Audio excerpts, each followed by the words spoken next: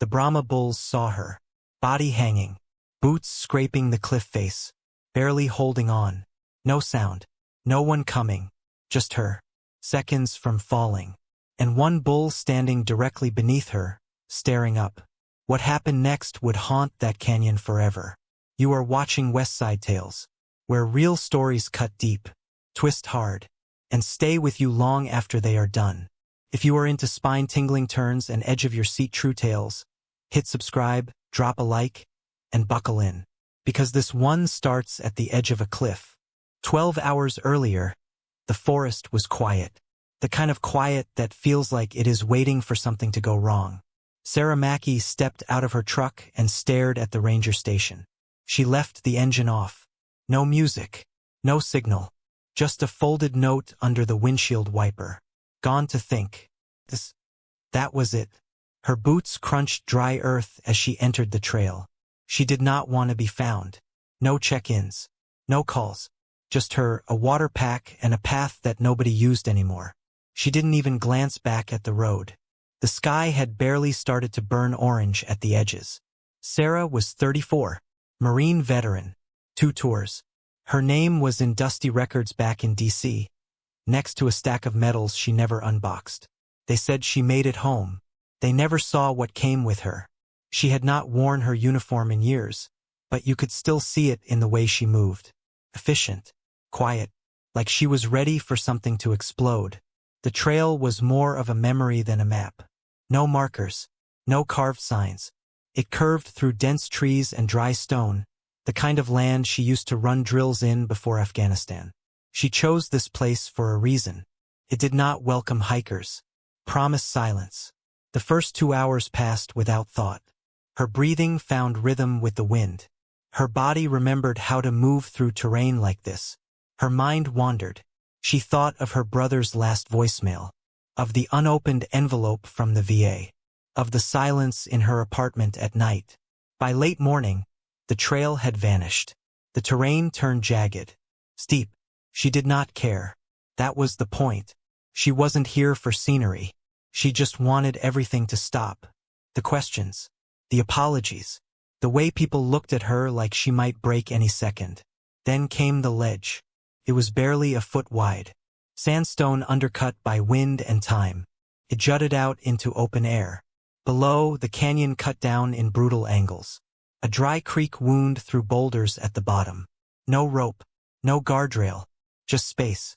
She paused. Not out of fear, out of familiarity. She had seen edges like this before. In the desert, in dreams. Her boots shifted slightly on the dust. The rock beneath her gave way. There was no warning, no stumble, just a sickening drop. Her body slammed against the cliff wall, shoulder first. The pain lit her nerves on fire. She gasped. Her hand flew out, caught something, a root, thick, dry, half buried in stone. She hung there, legs kicking, dirt sliding past her face. 50, maybe 60 feet above the canyon floor. She held on. Her mind went blank. Her muscles screamed. She didn't yell. She knew better. There was no one to hear. Time fractured. Her arm began to shake. Her shoulder felt like it was coming out of the socket. Blood ran slowly from a cut above her brow. She couldn't tell how long she had been there. Minutes? Hours? Her thoughts drifted to the boy in Kandahar. The one who ran too fast toward the wrong doorway. She remembered grabbing him, screaming. Too late. The silence afterward. She remembered how cold the sand felt under her knees. Another gust of wind pushed dust across her eyes. Her fingers slipped a fraction. The root creaked. She clenched tighter. She tried to focus on her breathing. One breath in, one out. Combat breathing. Control. Do not panic. Do not think. Her lips cracked. Her arms ached. A small rock fell past her boot and vanished into the gorge. She wondered if she would fall like that. Fast. Quiet. Done. She told herself she would not let go. She had survived too much. Fought too hard. Could not end like this. Alone. Dangling on the side of a cliff no one would ever name. Her foot scraped the cliffside looking for a hold. Nothing. Then came the sound. It was distant at first. Heavy. rhythmic, like footsteps but deeper. She froze. Her pulse jumped. Was it real? She could not move her head far enough to look down. Only the wind moved. But something else was there. Something was watching. Sarah's fingers trembled as the sound came again. It was heavy, slow, and deliberate, like something large was shifting weight through the dust far below. She tried to tilt her head toward the noise, but her neck screamed in pain. All she could see was the jagged cliff wall and a slice of sky, dry and distant. Her breath came in shallow bursts, her vision blurring under the weight of sweat and exhaustion. Her arms were close to giving out, the shoulder joint on fire, the root in her hand slick with either blood or sweat. She could no longer tell the difference. She pressed her forehead against the rock, the heat radiating into her skin.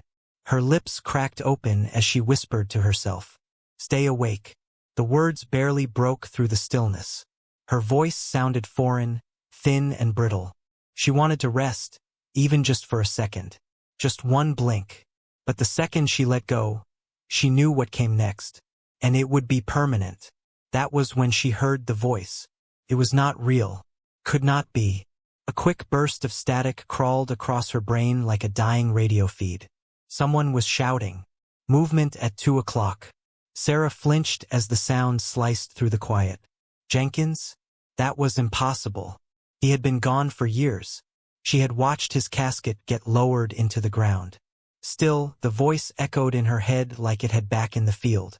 It was her squad, yelling over the headset, calling positions, reporting fire. She clenched her jaw, blinking against the memories. She knew this pattern. The body starts to fail. The brain starts to reach for anything familiar to stay alive. Even ghosts. She had seen it before in others. Now it was her. Then the voices stopped as fast as they had come. But something else did not. A low grunt rolled up the canyon wall. It was real. Deep. Long, slow. Followed by a heavy breath, like something clearing its nose. Sarah's heart stumbled. Her fingers gripped the root harder. Another thud followed. Then another. Each one made a vibration in the rock she was clinging to. She held still, barely breathing. Whatever it was moving below her. Not fast. Not erratic. Like it knew exactly where it was. And it was close. She could not see it, but she could feel the way its presence filled the canyon floor. She shut her eyes for a second, forcing her thoughts to slow. Cougar? Bear? A wild Mustang, maybe? None of it made sense. Another sound cut through the heat. This one sharper. Stone being scraped. Earth being moved. Then came a low, dragging noise, like hooves raking gravel. More dust broke loose above her, pebbles bouncing down past her face. She coughed as one clipped her knee and spiraled out into the void. Her eyes darted back to the cliff wall. She could barely hold on. Her lips were too dry to call out. Her left hand was starting to cramp, her right was already going numb. But something was shifting above. She could hear it, feel it. Then she saw the shadow. It slid across the cliff wall beside her. Big, solid, moving slow. It stopped directly beneath her. She could not make out its shape, but she could feel its size. The stillness in it was unnatural, intentional. Then came the sound again. A harsh drag, like hooves pushing into dirt. Then digging. A grunt. Not random. Not panicked. Like it was doing something on purpose. Sarah's mind tried to make sense of it. Was it clearing the ledge? Looking for her? No, that was impossible. But still, the noise continued. Deliberate. Slow. She blinked hard, eyes burning from dust and heat. Then her left hand slipped. Not far. Just an inch. But enough to spike pain through her side. She gasped, catching the root again before she lost it completely. Her ribs felt like they were breaking. Her vision danced. She didn't scream. She couldn't. She just held on. The presence below remained unmoving. Still there. Watching maybe. Listening. Her body began to fail. Her thoughts frayed. Her grip loosened again. Her legs stopped kicking. She felt herself sliding. Inch by inch, gravity pulling like a whisper. The last thing she saw was more dirt shifting above the ledge. More movement. something wide and heavy just out of view. Then came the black, and the sound of her own breath disappearing. Sarah woke to pressure on her chest. Not pain, not weight, something else, something deeper, the kind of pressure you feel in a dream right before waking up in a panic. Her eyes cracked open and the world came back in fragments. Heat, stone, sky, the taste of blood on her tongue. She blinked and tried to move. Nothing happened. Her limbs were dead weight. She didn't know how long she had been unconscious. The light had shifted. Shadows stretched long across the canyon now. Time had moved without her. She coughed, and the sound surprised her. For a moment, she thought she might be dead. Then she realized her hands were no longer gripping the root. She was lying flat, stone beneath her back, sky above. For a full 5 seconds, her brain couldn't compute what that meant. She was not at the bottom of the canyon. She had not fallen. She was still alive, and she had been moved. Her breath caught. She tried to sit up, but her shoulder roared in protest. Her legs wouldn't bend. Panic crawled through her chest. Slowly, inch by inch, she turned her head to the side, and saw it. A bull. Huge. Gray. Covered in dust. It stood barely 10 feet away, its head low, eyes locked on her. Its shoulders were broad and scarred, like it had fought its way through life. There was no panic in its posture, no wild energy, just stillness, watchfulness. Behind it, another bull stood farther back, smaller, less sure, ears flicking. She blinked, certain she was hallucinating again, but they did not vanish. The larger one took a step forward. His hooves crunched against loose gravel. It stopped at the cliff's edge and stared out over the drop like it had done this before. Sarah's brain scrambled for logic. How had she gotten off the wall? Who moved her? She looked at the ledge. There were scrape marks in the dirt. Deep grooves like something had dug in with hooves. Dragged weight. There were tracks everywhere. Bull-sized tracks. Fresh. The larger one turned back toward her. His nostrils flared. It exhaled slow, loud, and low. Then it backed up a few steps and laid down in the dust, still watching her, guarding her. She did not move. Her body refused. Her mind spun with possibilities. She was miles from any known ranch. Brahma bulls didn't just wander canyons, and they definitely didn't act like this. She remembered the root cracking, the strength leaving her arms, the blackness closing in, and then nothing. They must have pulled her up. But that made no sense. It wasn't possible. She coughed again. The sound spooked the smaller bull, which took a nervous step back. But the larger one stayed still, steady, unshaken. Sarah blinked hard and let her head fall back against the dirt. She stared at the sky. It was wider now, clearer. She was no longer looking up from death. She was looking out from the edge of it. Then she heard another sound. This one softer, distant, hoofbeats, not from the bulls near her, from beyond the ridge. She tried to lift herself again, failed. But then a voice cut through the canyon. A woman, shouting, words she couldn't make out. The bull stood, not toward the sound, toward Sarah. Its ears turned, took 2 slow steps and stopped beside her. She looked up into its face, deep eyes, calm, knowing. The voice grew louder. Then a figure appeared at the top of the trail. A ranger, young, winded, rifle slung across her back. She froze when she saw Sarah, then saw the bull. Her mouth opened in shock. She rushed forward, hands raised slowly, eyes wide with disbelief. Sarah tried to speak. Only a rasp came out. The ranger dropped to her knees beside her and reached for her shoulder. "How did you get back up here?" Sarah didn't answer. She couldn't. She just turned her head toward the bull. The ranger followed her gaze. And for a long moment, neither of them said anything. Then the bull walked away. Not rushed, not scared. Just turned and wandered toward the canyon trees. The smaller one followed. By the time Sarah could lift her head, they were gone. Only the hoofprints remained. The ranger radioed for evac, applied pressure to Sarah's shoulder, gave her water, told her to stay awake. But Sarah didn't hear much of it. Her eyes stayed on the place the bull had stood. Not all heroes wear uniforms. Some have horns. The town didn't believe her. Not at first. Not even when the ranger filed the report with all the right signatures. Not when Sarah showed them the bruises on her ribs or the torn muscle in her shoulder. People nodded, said they were glad she was alive, but their eyes told a different story. They thought she was delusional. Maybe from the trauma. Maybe from the heat. She didn't blame them. The story didn't make sense. She had no photos, no footage, only a ranger's testimony and a mess of hoofprints near a cliff no bull should have reached. Some said she hallucinated it. Others whispered she made it up to cover a suicide attempt. The VA counselor they sent to evaluate her was polite but skeptical. He asked the right questions, measured her tone, looked for inconsistencies, then thanked her for her service and left without promising anything. Sarah stayed quiet through it all. She didn't try to convince anyone, because something in her had shifted, not just physically, but inside, where the panic used to live, where the dreams came from. There was space now, quiet, and something else she hadn't felt in years. Trust, not in people, not yet, but in something older, something that did not need words. 2 weeks after the rescue, Sarah walked back into that canyon, not to test herself, not to disappear again, just to see if they were real. She took the same trail, slower this time. Her shoulder was still healing.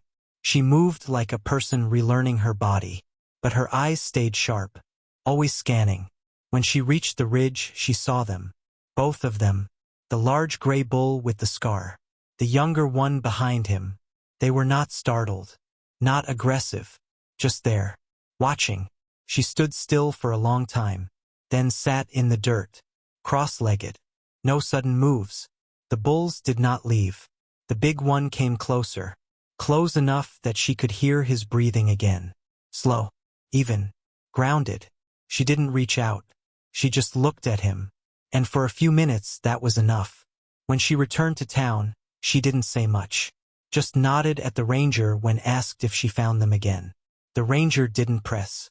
But word got out anyway, and that was when the headlines started. Veteran rescued from cliff by wild bulls. Local ranger confirms story. Animals may have prevented fatal fall. Internet lit up with theories, videos, debates. Was it instinct? Was it training? Was it something else? The news trucks came. Journalists knocked. National outlets called. Sarah ignored most of them. But one story ran with it anyway. A grainy photo from the ranger's phone. Hoofprints in the dirt beside a boot. The caption read, "Some angels have horns." It spread like fire. And slowly something began to change. People started visiting the trail. Not to hike it, just to stand at the ledge. To look over the edge and wonder. They started calling him El Jeef, the big one. No one knew where he came from. Ranchers claimed he was never theirs. No tags, no brands. He had just appeared and stayed. Sarah went back once a week. Always alone. Sometimes they were there, sometimes not. But when they were, they came close. Closer every time. She never brought food. Never made a sound. They didn't need that. Whatever passed between them had already been said without words. It didn't take long for someone to ruin it. The canyon that had once been quiet, forgotten, became a magnet.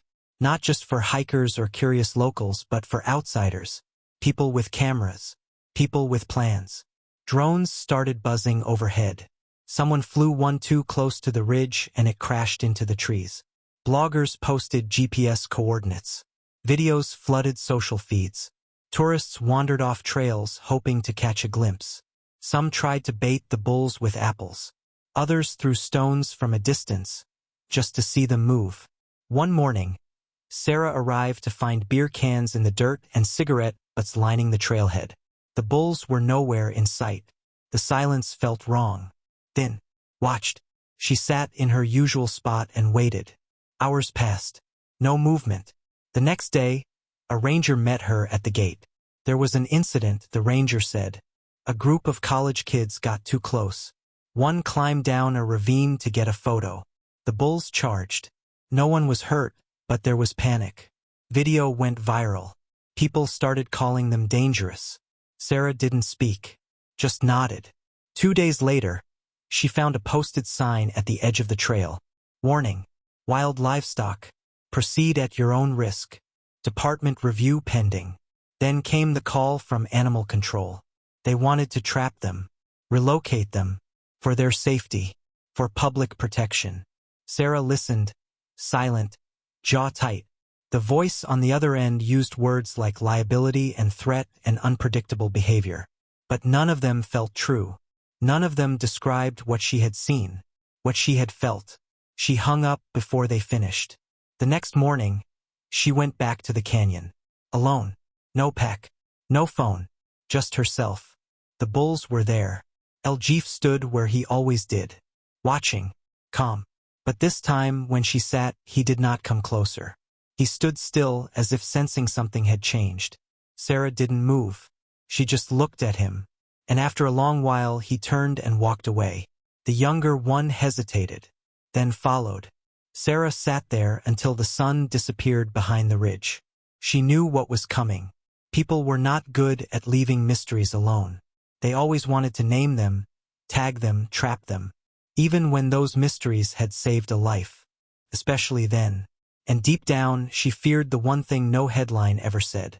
That the world would not let the bulls stay wild much longer. That they would try to fix something that was never broken. Fully earned. 3 days before the state was set to intervene, Sarah made her decision. She didn't speak to the press. She didn't petition online. She didn't call in favors. She just packed a bag, wrote a letter, and disappeared. When the ranger found the note, it was already too late.